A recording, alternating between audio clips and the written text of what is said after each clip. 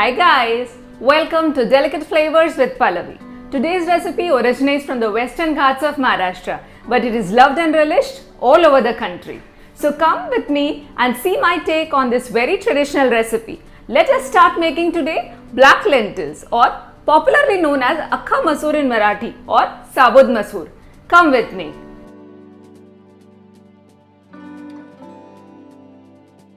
Making the black lentils or akka masoor, I have taken a kadai, preheated it. There is 1 spoon of oil in it and I am adding 1 more.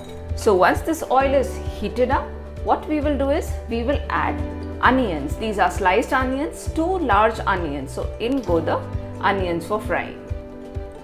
The onions have started to cook now, but we have to wait for until 6 to 7 minutes wherein they become completely brown.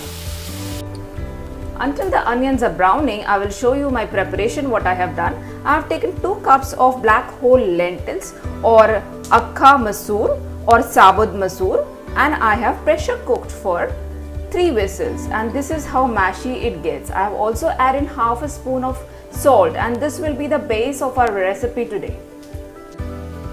You see that the onions are nicely browned. At least this is the color what we are looking for. Now into this we will put 1 spoon of ginger and garlic. This is crushed ginger and garlic. You can use ginger garlic paste as well. The ginger and garlic has cooked, and now I am adding in paste of 1 whole tomato. This is raw tomato. I have just run it through the mixie. So this goes in for cooking now.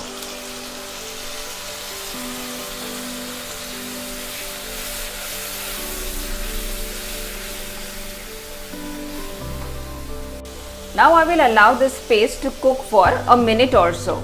So I will cover it and we'll look at it after a minute. While the gravy is cooking, we'll just take a look at the spices. This is the signature spice of the recipe. This is kanda lasun masala, or it is also called as garlic onion masala, easily available in the stores. This is Kashmiri red chili powder. This is just for color and taste. Turmeric, some garam masala, coriander seed powder and cumin seed powder. So these all will go into the gravy mix. It smells great, hot and spicy, and into this we will add all the lentils, the cooked lentils. Also keep in mind, I had added some salt when I was pressure cooking the lentils. So now we will add salt very carefully. The details of all the ingredients and the cooking method, please refer to the description box below. All the spices, all the herbs are nicely mixed into our curry. So at this point I will add another half a cup of water, allow it to come to a boil, and then we will cover it and simmer for about 10 minutes on very slow flame. The curry has started to come to a boil. I'll reduce the flame to the minimum and cover it for a good 10 minutes so as to have a simmering effect and blending of all the aromatic spices and the herbs. You see here that the curry is nice and simmering from the past 10 minutes. The gas is at its minimum. We will just open and check. Yes, it is looking beautiful and nice. It has developed a nice color. At the moment, I will just cover it with lid, turn off the flame and give it a standing time of a good 10 to 15 minutes before serving. The gravy has been standing from past 10 minutes. The boil has now settled down. See the color. It is so beautiful. Here at the last point I am adding some salt. Salt is to taste. Also please remember, I had added some salt when I had cooked up the masoor or the lentils in the pressure cooker. So I am adding salt and giving it a mix. It is smelling beautifully aromatic, and now we can plate this lentil curry. So our lentil curry, black lentil curry, akka masoor or sabut masoor is ready, and we will just garnish it with a bit of coriander. It is nice, sizzling hot, smelling all the aromas of the beautiful spices that we had put in. Let us make a no cooking, very easy, lazy Sunday recipe, which is great for a Sunday brunch or a Sunday breakfast or any time of the week, any time of the day. Let us start making the very easy, simple and delicious Coleslaw Sandwiches. So you can see that a very yummy sandwich with no cooking is ready in no time.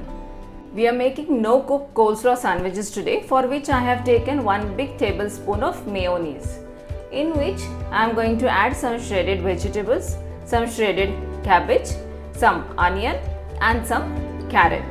See to it that the vegetables are very finely chopped. You can make them fine chop also, but you should see that the vegetables are dry. They shouldn't retain any moisture. So in go all the vegetable and we mix them thoroughly.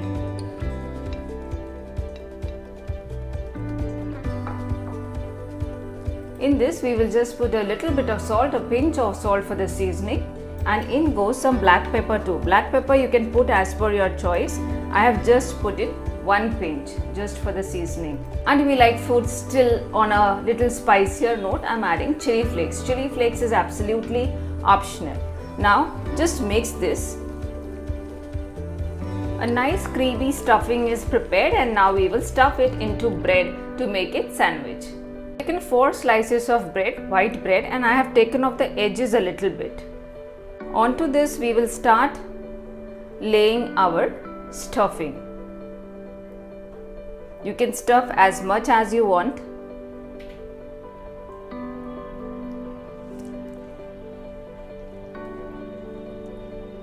See that the stuffing reaches to the edges also.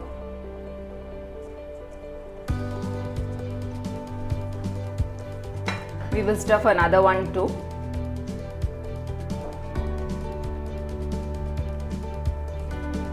So we have layered the stuffing on our bread, and just we will put in another bread. You can also butter the bread if you like, but in this case I have just left it as it is. It won't get soggy if you are eating immediately, but if you want to keep it for a while, then of course you need to butter it. Now we will cut in the sandwiches.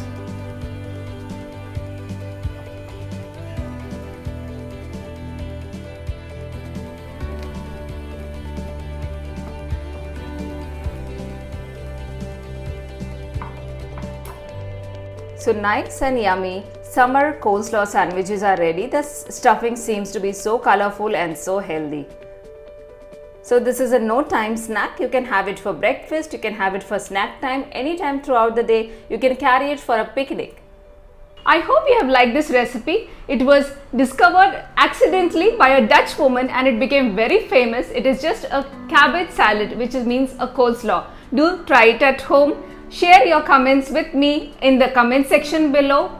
Do write to me, connect to me. Please subscribe to my channel, give it a like and share it with your friends and family. Bye for now. Hello guys and welcome to Delicate Flavors with Pallavi. Today I am back with a brand new episode which you will like it, which is a recipe of a very quick one-pot meal. We are gonna do a prawn biryani, prawn pulao, jhinga pulao, however you would like to call it. Let us quickly start into a scrumptious, delicious one-pot meal. This is a very easy one-pot prawn pulao. You can make it on any lazy day wherein you don't feel like cooking too much but you want to have a lavish meal. We are making a one-pot prawn pulao. So for that, of course, we need the main ingredient prawn. As you see, I have cleaned the prawn, deveined it and deshelled it. I had taken 500 grams of prawn. After cleaning, this is what remains. It is approximately 300 grams. Now we will marinate this prawn with some turmeric and salt. So in goes the turmeric and salt. And also at this point, we will use some coriander paste. So this is coriander paste for the rice, but the same thing we will use it for the prawn. Mix and marinate and keep it aside for 10 to 15 minutes. We will start towards the process of cooking of the one pot prawn pulao. For that, we will need some oil. I have already preheated a thick bottom pan in which we are going to put 2 big spoons of oil. Be a little generous with the oil because rice preparations don't taste very well unless you put sufficient oil. So I'll just increase the flame for a minute so as to reach a high temperature, and we will put in sliced onions. These are 2 big sliced onions. We will fry them until they are golden brown. The flame is on high as you see, and the onions have started to brown. At this point, I am also adding a quarter spoon of salt so that the onions release the moisture fast. I feel that it is getting a little dry. We need some more oil. So I just make a well for the oil here, and on a high flame I add some oil. Now we will allow these onions to fry for 5 minutes until they become nice deep brown. You see here that the onions are browning. They need to be a still more brown. Meanwhile, we'll take a look at rice. For making the one pot pulao, prawn pulao, what I have taken is I have taken this cup, a measuring cup, and 2.5 cups of rice I have taken, basmati rice, aged, washed it thoroughly and soaked it for 30 minutes in water and drained off all the excess moisture now. And these are the prawns. As I have measured the rice with this cup and rice is 2.5 cups, I am going to take 5 cups of water, same measurement, and I am going to heat it. I will be using warm water for the rice. So you see that I have taken 5 cups of water, kept it for boiling here, and here our onion is frying. The onion has browned nicely, into which now here at this point we will add 1 big spoon of ginger garlic paste and allow it to fry until it leaves out all the raw flavor.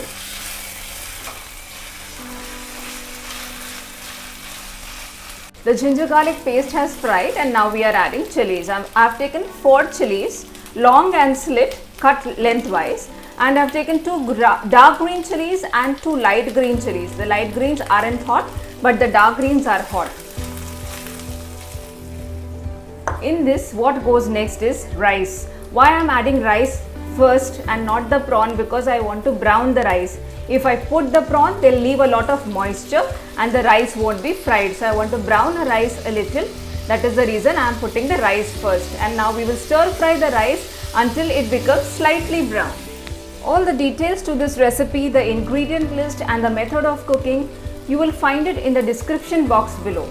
What will follow next here is turmeric, and this is biryani masala, which is store bought. For all the Indians, we have biryani masala available easily, but people who are watching from other countries, you can buy it from any Indian store, any Indian grocery store. In my experience, when the rice is browned, it ensures even cooking of rice and each and every grain stands out in the recipe. Now into this, we are going to add the turmeric and the biryani powder, biryani masala. Any biryani masala of your choice and mix it well. The rice is continuing to brown, and in this time we'll put 1 cup of curd or yogurt. This is homemade curd. I've just beaten it up a little, and this we will mix into the rice. Allow the curd to cook in the rice for 2 minutes so that it gives a very creamy texture to the rice. The curd is evenly cooked in this rice, and now we will add mint paste, pudina paste. It is very difficult to store pudina, fresh leaves, mint leaves, so I usually make it a paste. And this particular key ingredient will take the biryani to the next level. Next what goes in is the coriander paste. You can add fresh coriander, but I like coriander paste because I want to give it a greenish yellow shade to the rice. That is the reason I have not added any red chili powder. So I have taken coriander paste. So it becomes yellow green. Stir it for a minute. Almost all the ingredients are added now, and the last ingredient, which is the main ingredient, is the prawn. So all the prawns here go into the rice, and now you will see how the prawns start to leave water.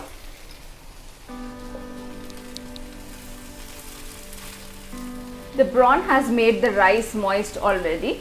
In many places in India, prawn is also called as jhinga. So you can call it a jhinga pulao or a prawn pulao or a shrimp pulao, anything. It is an easy one-pot meal.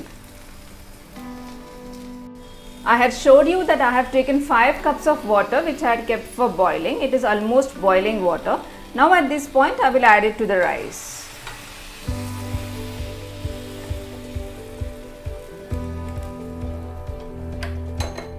We will allow this to come to a boil now, and then we will reduce the flame and keep the rice for cooking for 14 to 15 minutes. That should be enough. The rice has started to get a vigorous boil. At this point, I am adding the salt. Salt is to your taste. I am adding 1 spoon of salt. The water has started to simmer. Now my flame is at its minimum, and what I will do is at this point, I will cover it for 14 to 15 minutes. So let us look at it after 15 minutes straight. Do not open or stir in between, it will be fine. It's 13 minutes that the rice was cooking in hot water, and you can see from the glass lid that the water has almost evaporated. So I will keep the flame on for 1 minute, after which I will switch it off, but I will not open the lid. So let the lid be closed here. It is exactly 14 minutes that the rice was cooking. Now at this point all the water has evaporated. I'll just open it a little for you to see. Yes, I'll close it quickly so all the flavors and the steam is retained. Turn off the gas and now allow it to steam up for another 15 minutes. Do not open. So you see, the prawn pulao or the jhinga pulao is ready. It is nice and steaming. Each and every grain is separate. Just put sufficient oil. Also keep a check on the proportion of rice and water. If you're cooking it in the open pot, it should be exactly double. Try to use hot water. Pallavi, let us make a cake today. How about a gluten-free chocolate cake made from jawar or sorghum atta? Sounds good, right? An ideal option for your breakfast needs or your snack needs. Let's start making a jawar based cake which is absolutely gluten-free and delicious. So let's start. For making gluten-free cake, we'll just take a look at the dry ingredients first. Since I'm making a chocolate cake, I have taken 1 heaped spoon of cocoa powder. This is unsweetened cocoa powder. We can use 1.5 spoon also, depends on the proportion. 1 spoon of baking soda, and this is normal soda. Just a pinch or 2 pinches. Some salt to taste. I've taken 2 eggs here, 1 cup of milk, 1 cup of oil and 1 cup of jaggery. Now jaggery, this is powdered jaggery. You can use sugar if you want. As we are making gluten-free cake, I have taken jawar flour or sorghum flour. First I will crack 2 eggs in the bowl.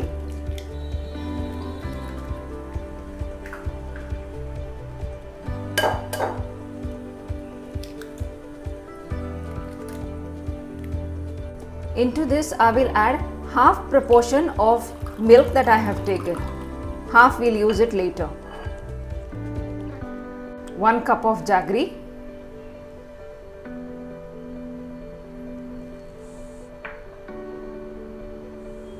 A cup of oil.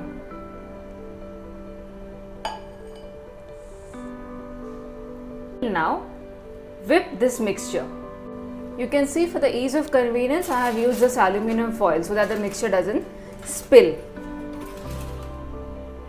I have added half a spoon of cocoa powder more, that is unsweetened cocoa powder, few drops of essence, any essence of your choice. I am adding vanilla and chocolate, both in this case. This is just a few drops to enhance the taste. The cake batter is mixed properly, but it seems to be a little tight, so the remaining milk we will add now. At this point also I will add a handful of almonds. So this is optional. You can add choco chips, you can add walnuts, any nuts of your choice, just to enhance the flavor. So at this point I will also add the leftover milk and just try to adjust the consistency of the batter to a pouring consistency. Not exactly a pouring consistency, but which will be easy for us to transfer into the tin or the cake mold. So I will just mix this gently. This mix is ready and this is the consistency. This seems perfect to me. Now I will just transfer this into a tin. I have taken a tin, aluminium tin, so there is no need to grease it. The cake comes out beautifully from this. So I will transfer the entire cake mix into this tin. So I have transferred the entire mix into the tin. And now I will just level this. You can use any mold that you want. You can use a cake tin, you can use a silicone mold, you can use any one. This just seems to be very easy. So today I am just showing this option. Tap this completely on the countertop so that there is no air remaining, and level this a little. Tin is layered now. I have just tried to remove any extra air which was occluded into the tin. Now this tin will go for baking. This is the arrangement that you see that I have made for the oven. So this is the oven on the gas stove. This tin goes inside and now we cover it up. And this goes inside for a good 35 to 40 minutes. Please do not open in between at all. It is exactly 37 minutes now. Let us just open and check. The cake seems to be risen well, At this point, what we will try and do is we will insert a knife and just check if the cake is done. See, the knife has come clean, so the cake is done. Also at this point, what I will do is I will just glaze the top of this cake with some milk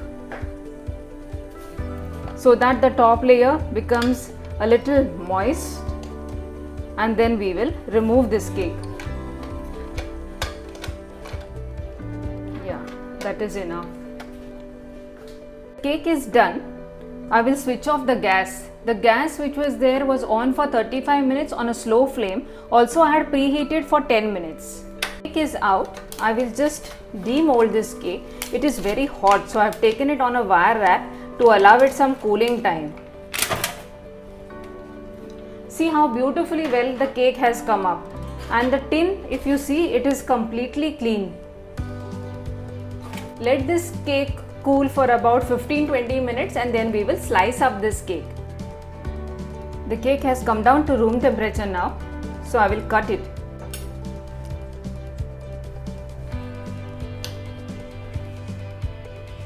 See, it has come out well. It has cooked evenly right in the center too.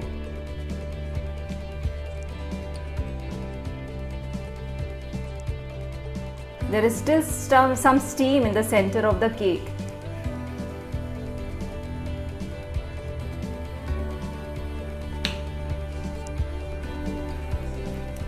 So this is how our cake has turned out to be. You can see it is so soft. It is very soft. So we'll allow this cake to come to room temperature. You can store this cake in an airtight container in the fridge for about 4 to 5 days. You can enjoy it during your breakfast time or during your tea time snack. So delicious tea time, breakfast time, snack time, gluten-free cake is ready for you. Okay, you just check the sponginess into each and every slice. It is a very nice cake which has turned up. And let us make some fish today. How about pan-fried pomfret? Crispy and nice with minimum oil. Let's start it without any further ado.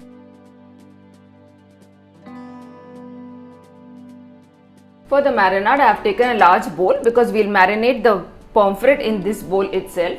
For the marinade, what I have taken is I have taken coriander, pudina or mint and some green chilies. Green chilies as per your taste. I have taken 2 green chilies and that we will put in here. So this is the base, the green base of the stuffing. Into this we can put juice of half a lemon, or that is as per your taste.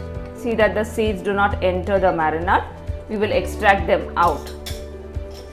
Also we will put in the salt. Salt is to your taste. I am just putting a little more than half a spoon of salt. I have just taken small pinch of black pepper that I will be putting inside the marinade. Spoon of turmeric and 1 spoon of ginger garlic paste. So in go all the ingredients. You see that this paste is a little watery. So to balance the texture of this marinade, we will use one trick. Also, I'll be taking some more marinade at this point because there are 2 pieces of fish. That's it. You can just take a handful of coriander, handful of mint and 2 or 3 green chilies as per your taste for the hotness you want in the fish. What we will be doing is, I have taken 1 small spoon of rice flour. This rice flour we will add inside the marinade and everything will be mixed all together. This forms the base of our green stuffing. Start filling the green masala into the pomfret. Now for the marination, my son has taken over, so we will quickly start marinating. Fill in the gashes properly, cover the entire fish with the green masala, and then afterwards we will also put in all the masala into the pocket. Yeah, this pocket, so just we will put in all the masala into the pocket.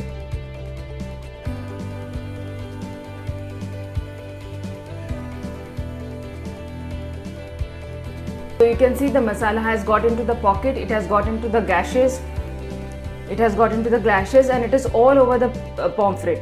So we'll keep this piece aside and similarly we will do the next piece. Take the second piece, Fill in the masala into the gashes and then spread it all over the fish, and finally we will fill it into the pocket too. So in the similar manner we are coating the fish. What happens when we are using the coriander, mint and green chili into the mixie, we need some water. This loosens up the consistency of the marinade. So to balance that consistency, we are using some rice flour. Rice flour also we will be using when we are putting the fish on the pan. Fish is well marinated. Now you can keep it for the marination in the refrigerator, or if the fish is now coated well with the masala, and we will allow the marinade to sit into the fish for about 15 minutes. The fish has nicely been sitting in the marinade for about 15 minutes. Now what I will do, I have taken some rice flour. I will sprinkle a little rice flour on the top surface on the fish, so that the masala gets coated and it acts like a binding agent, so the masala doesn't get stick onto the pan once we start cooking the fish. Coated the rice powder in one direction. Now what we will do is, we will flip it and coat it in the other side also.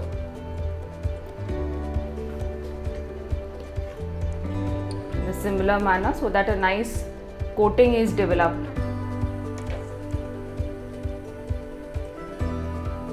That's it, you don't have to be very precise, just so that the marinade doesn't fall off.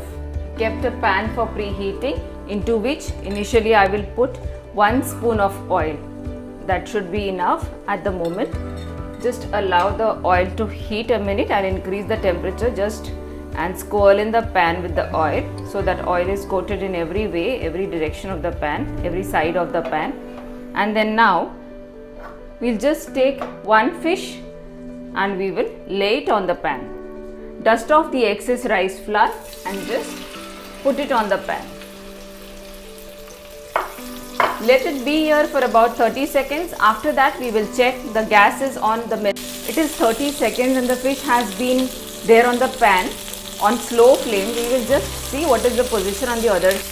Yes, it is turning brown. So we will allow it on a slow flame to cook for another 30 minutes. Do not cover the pan.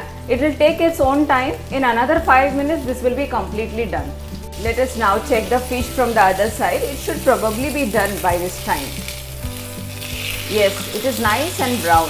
We'll keep it on the other side for 30 seconds.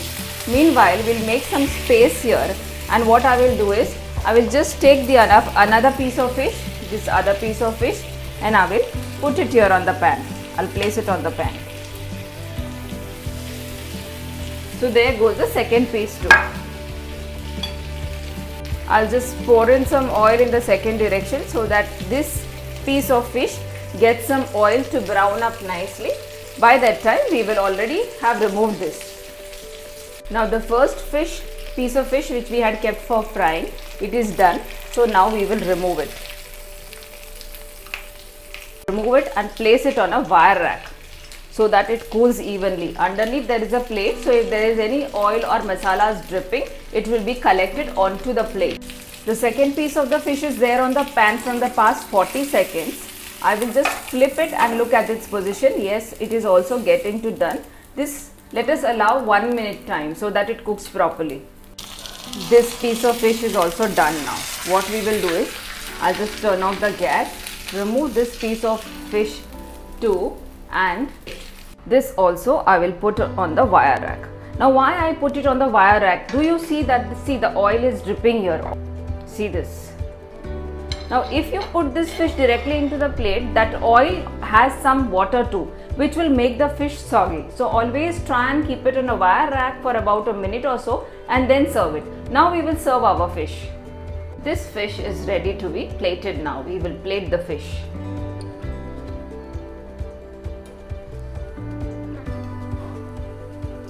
So the fish is nicely done, it is beautifully brown, it is smelling divine, and it is just the time for me to dig in now. Today we are going to make Mutton Mughlai. Do not make it sound complicated. It is a very simplified, easy recipe. I have made it specially because I am a working woman. I am always in a huff, always in a rush, but I love my meat. So this is an easy take on Mutton Mughlai with all the home available ingredients. All the spices are available in the home. We are not going to use any ready-made powders, nothing to get from outside. Let us start in a very simplified manner our Mutton Mughlai. So our rich gravy of Mutton Mughlai is ready to be served. We are making Mughlai mutton, so I have taken 800 grams of lamb. This is very tender lamb. Then we are going to fry this meat in whole spices. This is cinnamon stick, 10 to 12 pepper, cloves about 6 to 7, 2 masala ilaichi or badi ilaichi and 1 star anise. Today I am making the mutton Mughlai in pressure cooker. So I have just kept the pressure cooker for preheating and I will be pouring about 1 spoon of oil at the moment. Now all the dry spices we will just put in the oil and wait for half a minute until the aromas release into the oil. You can see that the whole spices have nicely released the aromas. They are become fried and brown. In this we will add the meat.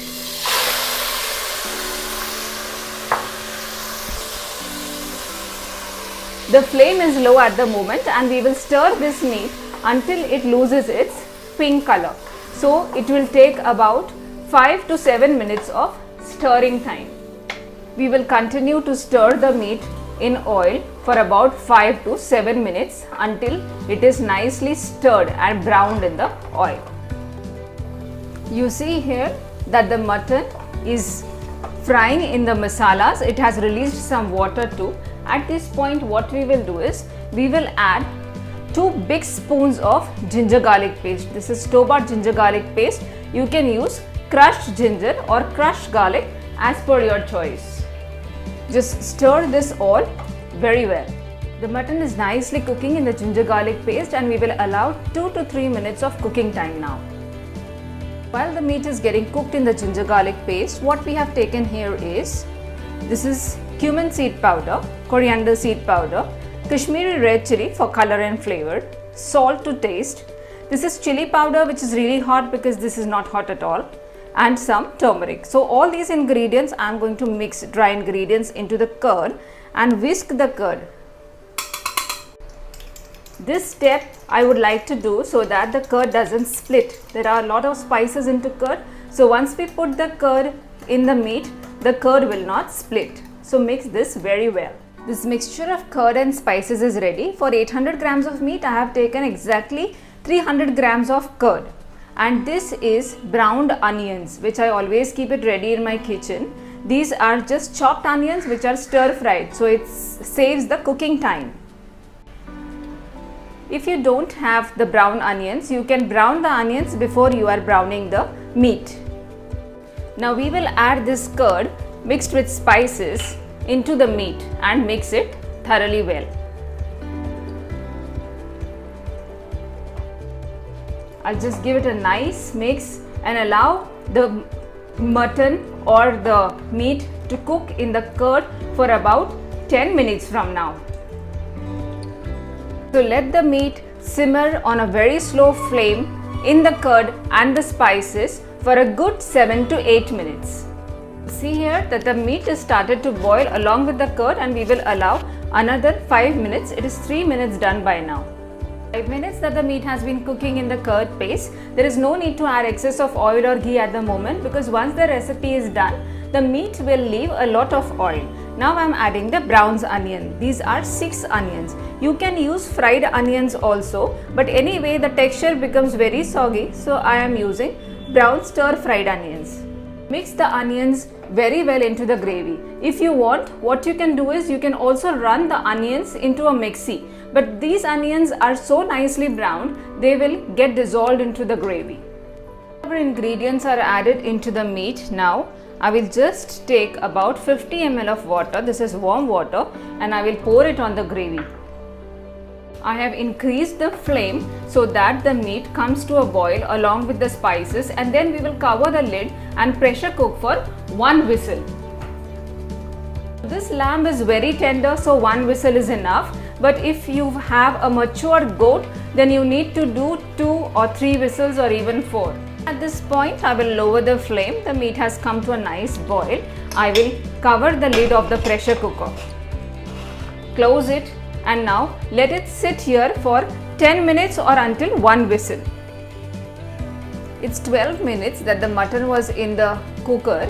Now it is 1 whistle done because the lamb was very tender. I will just check. The pressure is completely released. I'll take the cooker down. Let us just open and check it. Yeah, so this is how the lamb has gotten to be. I told you that there is no need to add additional oil. See, it has left so much of oil. Now we will just check if the meat is cooked. Yes, did you see the meat is so tender? It is cooked in one whistle. We will plate this Mutton Mughlai. So this is Mutton Mughlai served. It is so rich and so creamy.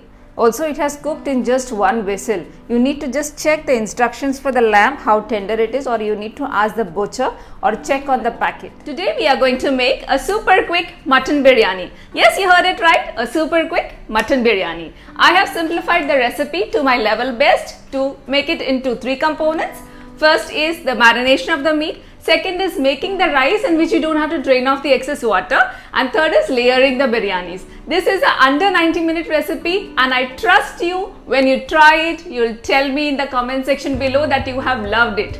Let us start with the making of a simplified mutton biryani. So our super fast biryani is ready, which I will just garnish it with a little bit of mint leaves and some coriander leaves, and we will.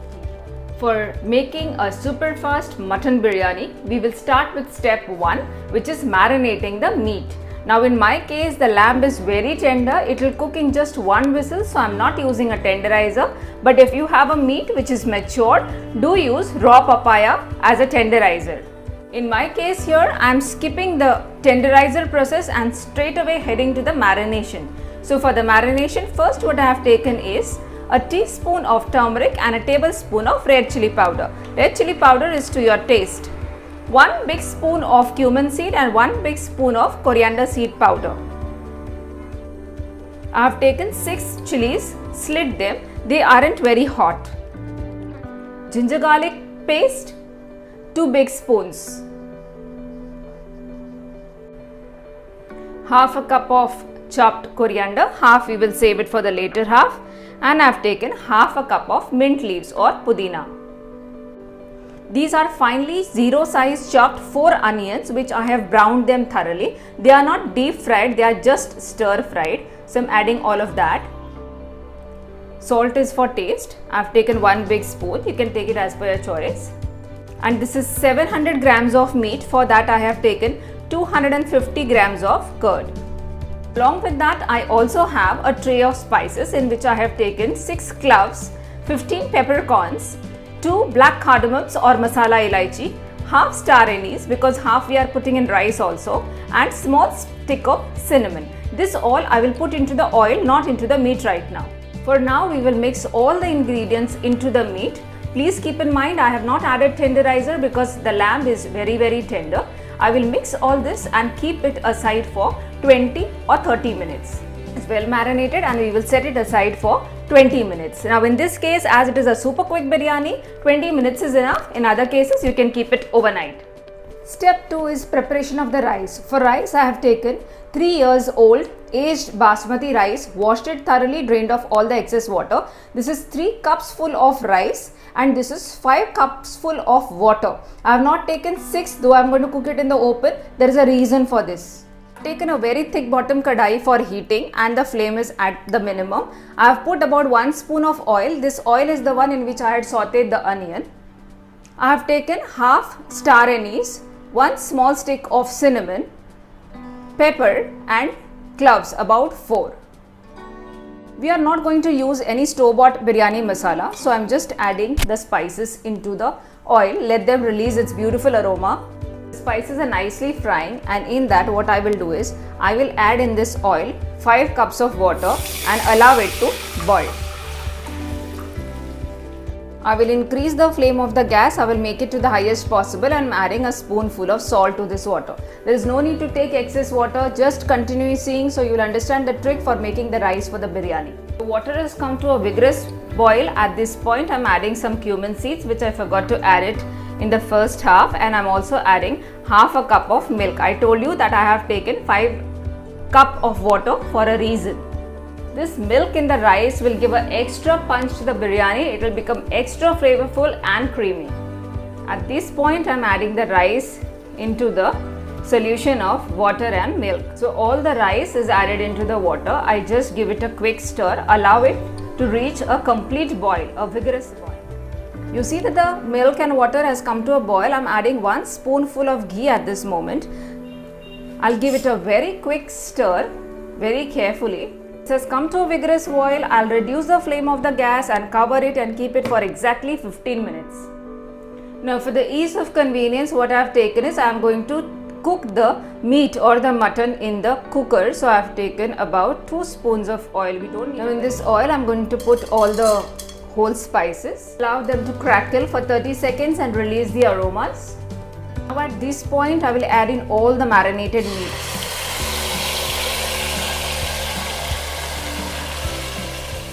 I will stir in the meat in this oil for at least a good 7 to 8 minutes. I will increase the flame to medium here and allow this mutton to slow cook in all the spices for 7 to 8 minutes.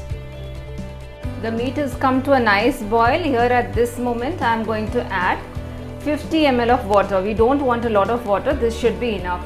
It is 6 to 7 minutes that the meat was slow cooking along with the curd and other spices. At this point I will minimize the flame of the gas and I will just put on the lid of the pressure cooker and allow it to cook for another 10 to 15 minutes or until 1 whistle in this case. But if your meat is matured, please give it 2 to 3 whistles, or you can ask your butcher or see the instructions on the packet. Now let us take a look at our rice here. Yeah, the water and milk is absorbed. I'll just close the lid and I will turn off the gas. I'll just keep this for another 10 minutes to steam up properly. While the meat is gonna take its own time to slow cook on the inside the pressure cooker, what we will do is we will just take a look at the rice here. So you see this rice which is cooked in milk and water, how it is extremely grainy, and I had put 5 cups of water and about half or 3/4 cup of milk. Now look at this rice. It is so fluffy. It is still not completely cooked. It is about 85 to 95% cooked, and this is how we want it. With this 85% cooked rice, I will just keep it open and allow the steam to go so that all the excess moisture which we do not desire, that will be gone off. You see the rice. 1 whistle is done and I will turn off the flame. 1 whistle and this meat, definitely it will be done. The meat is almost ready. 1 whistle is done, and at this point what I have done is I have taken the rice in 2 separate bowls and allowing it to pass off some steam. Now see, you just check the texture of the rice.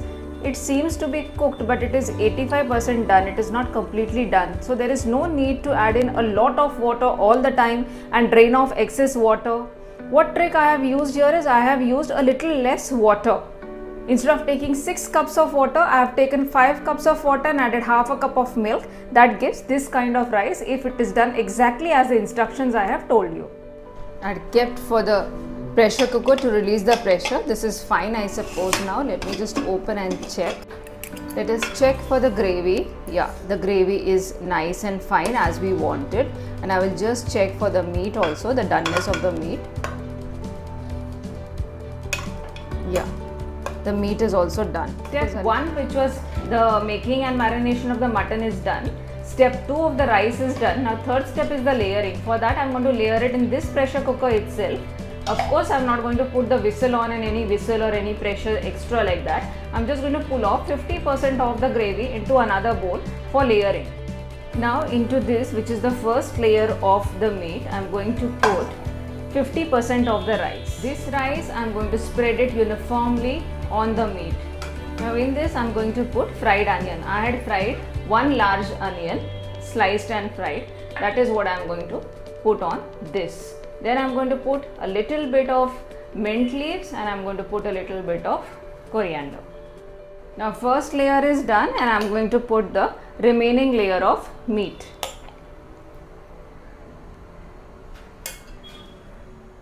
So remaining layer of meat, I will put it on the rice. I will spread this meat nicely over the layer of the rice. And now what I will do is, on this I have the second half of rice, which I will just put onto the layer of the meat. Spread this rice nicely onto the meat.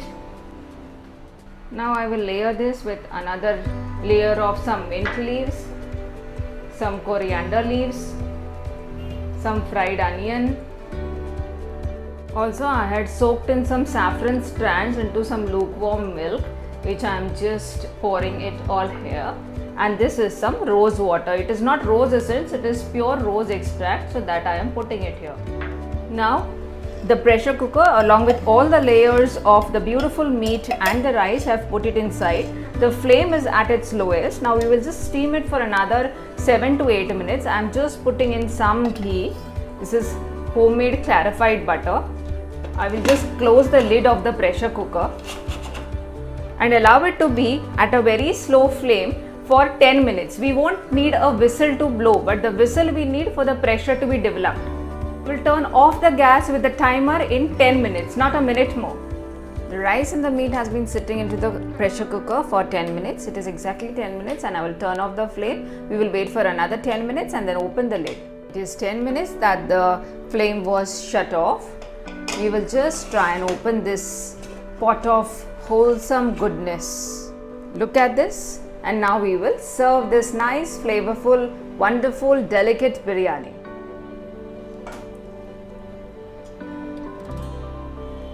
So we will just serve this. So our super quick, fast and easy biryani is ready. Today we will see a very easy, nutritious and a filling recipe of mushroom rice. The main ingredients of course is mushroom and rice, but it is a very integral recipe, a very filling one, absolutely delicious and easy to make. This you can pack it in your tiffin for lunch, for offices, schools, as well as you can make an easy dinner of it. The choice is yours. Let us start. So first goes in the onion.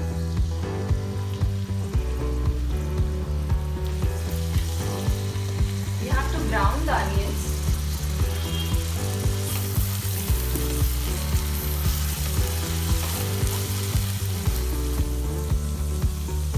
So these are onions which are sizzling in the pan. This is a thick bottom pan which I have taken, and what I am making mushroom rice or mushroom pulao, a easy recipe, simple, on the go, quick, and I'll just walk through the ingredients that we will require for this rice. So what I have taken is tomatoes, and then some cashew nuts and peas, and I have taken some mushrooms because it is a mushroom rice which we'll be making, and very simple spicing and very simple seasoning. So this is the ginger garlic paste, biryani masala, and some turmeric, and a bowl full of curd. As you see, onions are already kept there in the pan to sizzle. So the onions, we will brown the onions.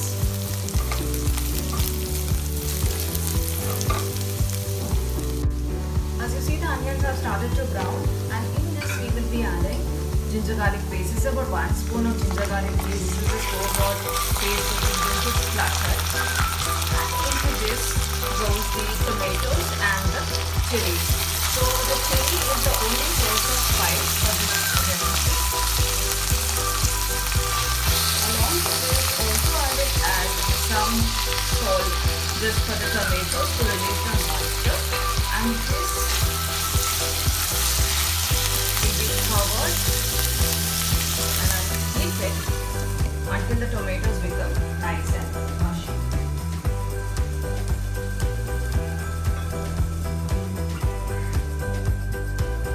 Now you see here these mushrooms. These mushrooms are browned and sauteed. Actually we had a large batch of mushroom. That is the reason I have sauteed it and kept it in the freezer so that we can preserve it. As you know, the mushroom has a very poor shelf life. So this is what I am using, and also what I am using is green peas. These are fresh green peas, and this is a cashew. Now this cashew is a wet cashew, so it is available only in certain parts of the country during the certain seasons. So you can take normal cashews for that. Let me see if the tomatoes are done.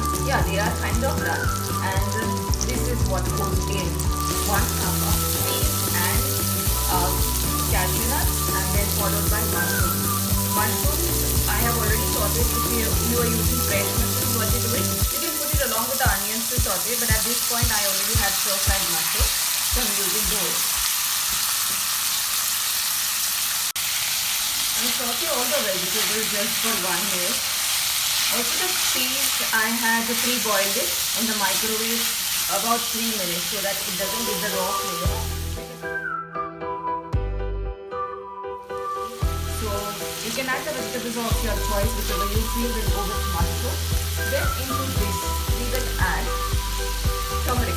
So this is about half a spoon of turmeric, a small spoon of turmeric, and this is biryani masala. Now this is 1 spoon of biryani masala. I will add 50% at this point. And this is the biryani masala which I am using. This is the Everest Shahi biryani masala. So I have taken 1 spoon of that just for flavoring.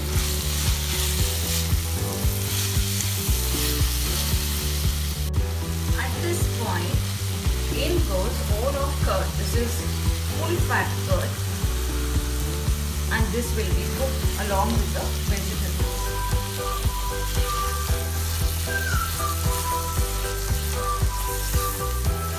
You have to increase or decrease the flame of the gas just looking at how your food is going. So now I've just put the flame to high for a minute and I will saute this. Once this is sauteed, what remains is the last part to be added is the rice. Vegetables are going great until now, and at this point I will add rice. This is pre-soaked basmati long grain aged rice. This is 1.5 cup. Now I'll just show you the cup which I have used and the water measurement that will go with it. So this is the cup.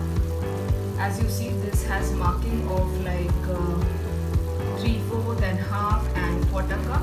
So this is the cup which I have used for rice, and I have taken 1.5 cup of rice, for which I have taken 2.5 cup of water, and that water is kind of not boiled, but it is not lukewarm, so it is at high temperature. This is just done so that the rice cooks fast. So let this rice stir fry in all the masalas for a while. It will not become brown because of course the masala is having a lot of moisture at this point. So I will allow it to stir fry, and then finally we will add water and then wait to see how the rice turns out.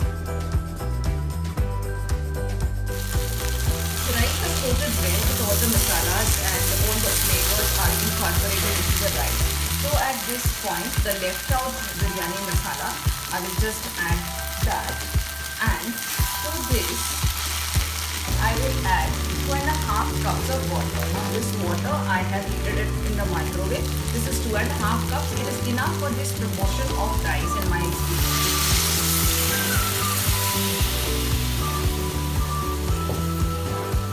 So I increase the flame here. Give it a boil, and at this point I add a complete portion of salt. Now salt you will add as per your taste. As you see, the rice has nicely started to boil, the water has started to boil, and at this point I have taken off all the green chilies added because I don't want the hotness portion to increase here. And at this point I will cover the rice, and it will take about 15 minutes or 17 minutes to be done. So we'll meet after 15 minutes. It's almost 14 to 15 minutes, and let us see what is the situation of the rice. It is nice and steaming hot. Yes, it is done. It is coming off from the edges. Yes, it is properly done. I will just show you with a grain. Look at this.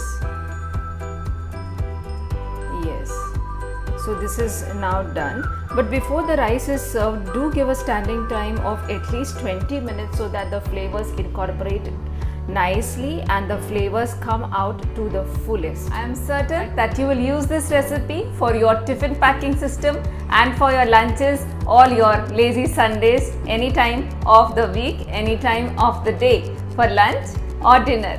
Today we are going to make my favorite seafood. I am a seafood lover and I hope there are many on this channel. Today we are going to make a delicate of the delicious recipes of seafood, which is a pomfret. We are making a stuffed pomfret and let us see what all goodness is there in the stuffing. So let us start making a stuffed pomfret today. Our delicious and delicate pomfret stuffed fry is ready now. We are making stuffed pomfret fry. For that I have taken a big size pomfret and I have made a slit like this. I have just got it done from the fisherwoman herself. She has done it, and from the other side I have made these small gashes. They aren't very deep, they need not touch the other side of the fish. So into this pocket that we have created, we will be putting in our stuffing. So for the first step, marination, what I am doing is I am taking juice of half a lemon and I am just pouring it onto this. Also I will put it inside the pocket. So this lemon juice takes the recipe to the next level. Then I am going to add some salt. Now remember, salt is only for the exterior of the fish. That's enough. And I am adding some turmeric.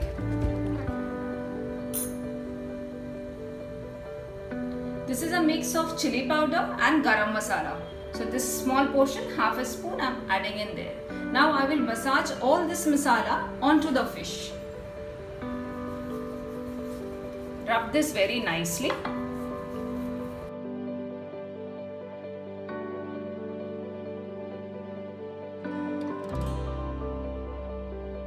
Now we will start making the stuffing for our pomfret. For that you have to take fresh coconut. Now I already have fresh coconut paste here. So I am taking that. That is a paste of fresh coconut and coriander. So I have taken 1.5 spoon of it, into which I am going to add some green chilies. Now green chilies is as per your taste. These aren't very spicy. Into this I am adding half a spoon of turmeric. Keep in mind, all these ingredients are only for the stuffing, inner part of the fish. Half spoon of tamarind paste, half spoon of garam masala and some salt. Now this salt is only for the interior, because keep in mind that for the exterior we have already added the salt.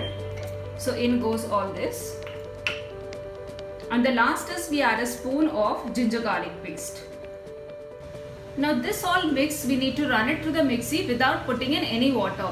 What you can do, if it doesn't run through the mixie, you can add some oil into this and run, but do not add any water.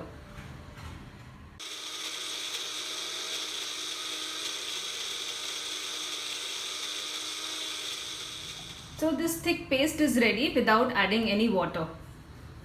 As I said, you can just add some oil if you cannot grind it in your mixie. Now this stuffing, we will stuff it in the fish. We'll start stuffing the fish. First is, I will just flip it over and fill it inside the pocket. So I will just take this stuffing and I will stuff it very nicely until the right inside of the gash.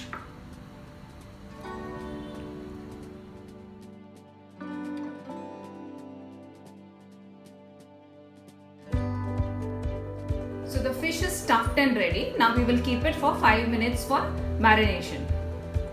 We'll proceed to pan fry this fish. Before that, I have taken a mixture of rice and semolina, that is rice flour and rava, which I will generously sprinkle on the fish and coat the entire fish with this powder, so that it helps the fish to become extremely crispy, and the excess we will dust it off.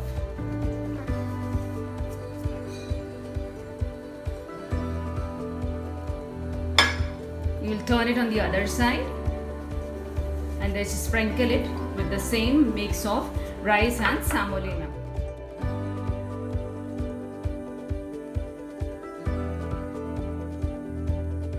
Now to proceed for the pan frying, I have taken a pan, preheated it, and I am going to put 1 big spoon of oil. I will just twirl the pan so that the oil reaches every nook and corner of the pan. Now the oil is nice and hot and I will lay the fish on the pan. At the moment I will just increase the flame for 1 minute until the oil reaches the maximum temperature, and then I will reduce it to the minimum.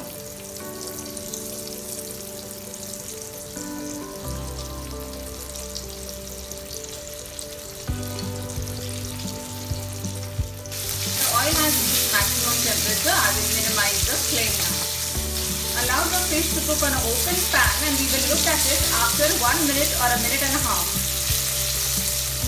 It is 1 minute that the fish is on the pan, but as you see that the fish is pretty thick and has a higher diameter. This fish is of 500 grams and it fits into a pan of 2800 mm. So I will close the pan now and just keep some slit here and let us look after it after a minute. It is 1 minute exactly that we had partially covered the lid of the fish. Let us take a look at the fish. It will take some time. It is not yet done. So I will take it in the center of the pan. And I will keep it open now. I will not cover it. Let it cook on its own. We will check after 1 minute. It is 1.5 minutes that the fish is frying again in the open. We will just check. Yes, it seems to be done. At this point, we will give it a flip. Yes, it is almost done. The fin has almost broken off there. Now let the other side cook for at least 2 minutes. The flame is still slow. It is 2 minutes that the fish is frying from the other side and it should be pretty much done. The cooking time for this fish never exceeds 8 minutes. I will now turn off the flame and it is ready to be served. We will serve the fish now. Here our pan fried crispy pomfret, which is stuffed, is nice and ready to be served. Do let me know, how was your stuffed pomfret made? I am very sure it was well made. Do let me know in the comment section below, and all the details of the recipe you will find it in the description box. You can send me your pictures on Instagram, and please subscribe to my channel, give it a big like, share it with your friends and family, and by the time I see you with a brand new episode, a brand new recipe, bye for now.